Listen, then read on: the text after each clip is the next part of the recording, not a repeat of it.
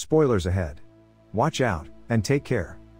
The movie begins as the protagonist John Kane runs with a suitcase, containing sensitive information about prominent figures involved in international crimes.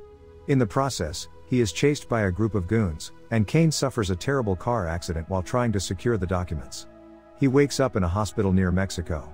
He remembers nothing of his past or how he got to the hospital. As Kane struggles to remember who he is, he meets Anna, a woman who claims to be his wife. Ethan McCoy, a DEA agent, visits a burned-out house supposedly belonging to Kane, a 5-year undercover agent. Ethan is furious and orders his men to find Kane as soon as possible. Back at the hospital, Kane's brain has suffered neuropathic failure and memory loss, so it becomes very difficult to perceive reality as it is. He cannot even remember his parents or even his name. Meanwhile, Eddie, a well-known cartel leader, arrives, claiming to be Kane's friend. Eddie does not reveal his true identity, and says he will do anything to return his memory to him. Kane listens attentively but wonders if they can be trusted. In fact, shortly afterward, we find out that Eddie is at the hospital to find out from Kane where the suitcase is. Eddie threatens the doctor to kill his family if he does not restore Kane's memory soon. Returning to Kane, his wife Anna helps him eat, and tries to restore his memory by telling him about things they used to do together. Anna wants to know what happened and how he ended it. His instincts work proactively, because his military training got the adrenaline flowing in his system, helping him remember how to survive. Time is running out, so the cartel is on Kane's heels, because there is sensitive information in the air. Kane begins to struggle against the nurses and gets out of bed, confused. Kane and Anna are about to leave the hospital. He asks her to reveal what is going on, and says he does not trust her. Soon after, a man gets into the elevator with them, and receives a call. The stranger reports that the two targets are in the elevator, at which point, Kane beats him up. Downstairs, Kane continues to fight Eddie's henchmen. Shortly thereafter, he begins to have brief memory flashbacks. Eddie makes the elevator stop, so the two are forced to find a way out. Kane calls Eddie from a henchman's phone, and asks what he needs. Eddie orders him to hand over the suitcase, and not to make things worse. Later, Eddie tries to find Kane through the security cameras. Kane forces and orders Anna to reveal everything. She says he was part of the cartel and worked together with Eddie. Although he has awakened to this reality, he cannot believe that it is associated with his true self. Gradually, Kane begins to recall short moments from the past, but he still cannot remember Anna's face. Shortly thereafter, Eddie's henchmen are again on Kane's trail, but the last one manages to cap them off easily. In his room, John finds his papers and a phone number. He takes all the necessary tools, including a knife and a lantern, but soon after, a man approaches from behind and injects him with a substance. Nevertheless, Kane manages to get to his feet and begins to fight the stranger.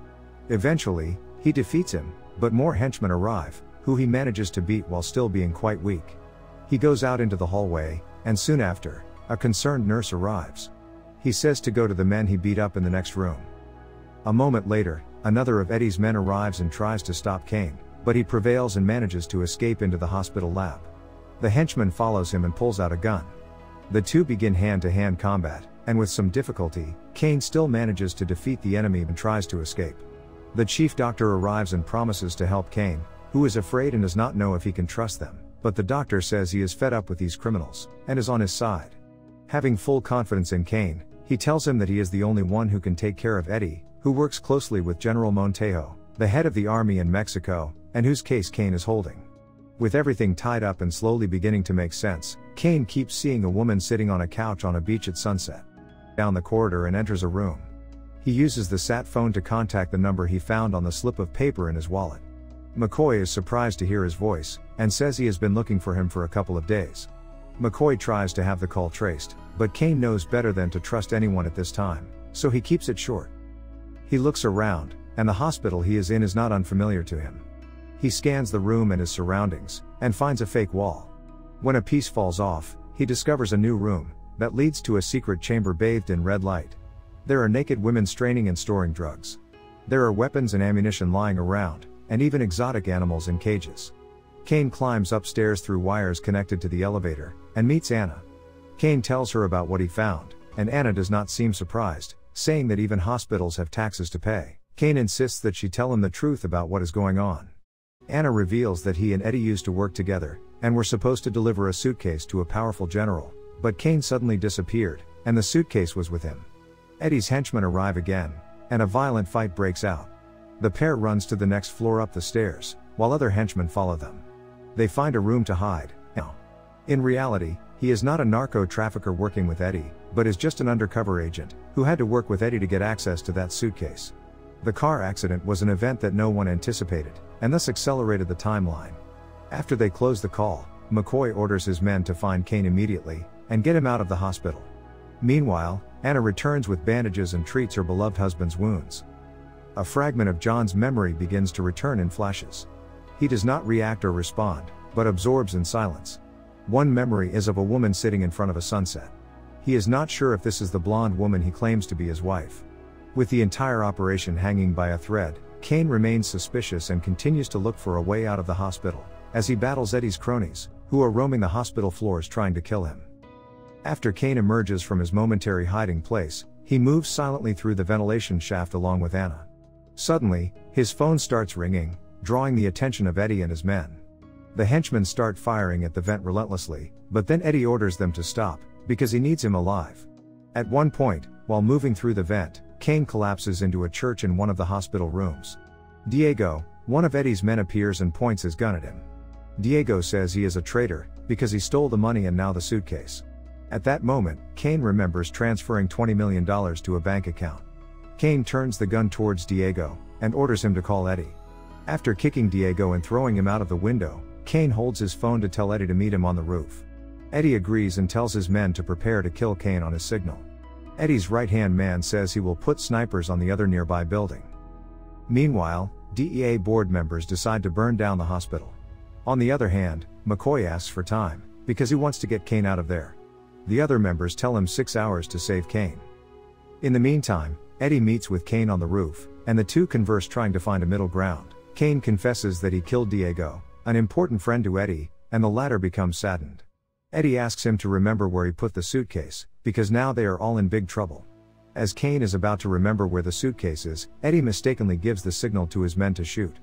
Bullets begin to fly, and the two of them take cover.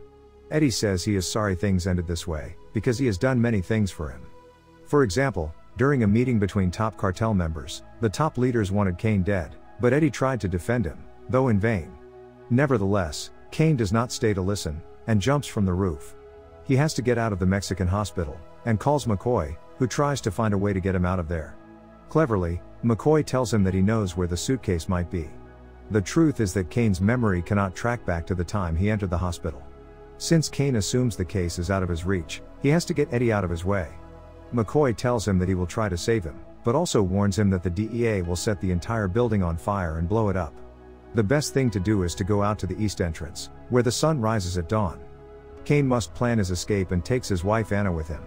Meanwhile, the doctors and nurses try to escape, but are quickly taken hostage by Eddie's men. In the process, one of the henchmen searches for Kane, but is brutally killed by Anna. Then Eddie, through a microphone, tries to lure Kane to him, threatening to kill the hostages. But when Kane has a moment to think about what he might do next, the woman comes to him to tell him that she works for the CIA. Anna tells him that she cannot do it alone, and they must work together to score with Eddie for the last time. With a nurse in danger, he contacts Eddie by radio and tells him to meet alone. Eddie orders all hostages be killed if he does not return in 10 minutes. Kane meets Eddie, and the two rivals try to kill each other. Soon after, the doctor arrives, and rescues the hostages by injecting Eddie's man with poison. When Eddie delivers the final blow to kill Kane, someone fires 10 bullets into him. It is Kane's wife who is carrying the case. At that moment, Kane sees the woman's face in his vision. It is the woman he is with now. His wife. She slowly helps him up after he kisses her, and they have a moment. They manage to get out of the hospital, and McCoy joins them in the car. McCoy identifies the contents of the suitcase, and somehow Kane is still not quite convinced of his true intentions. After McCoy tells him that the sensitive information contained in the suitcase will never see the light of day, Kane feels protective of the suitcase. With Anna, his wife, holding a gun to his face, he feels momentarily betrayed. When the car driver tries forcefully to pull the suitcase, McCoy admits he is a spy, and works both sides. In a split second, everyone's guns come out. Suddenly, everything seems out of place. A second later, Anna shoots the two DEA agents sitting behind them, and then the driver, leaving McCoy and Kane alive. She has never been on anyone's side but Kane's. Kane shoots McCoy and gets out of the car, leaving him to die. Kane and Anna flee with the suitcase, full of names, faces, and institutions involved in international organized crime. The end. Thank you for watching.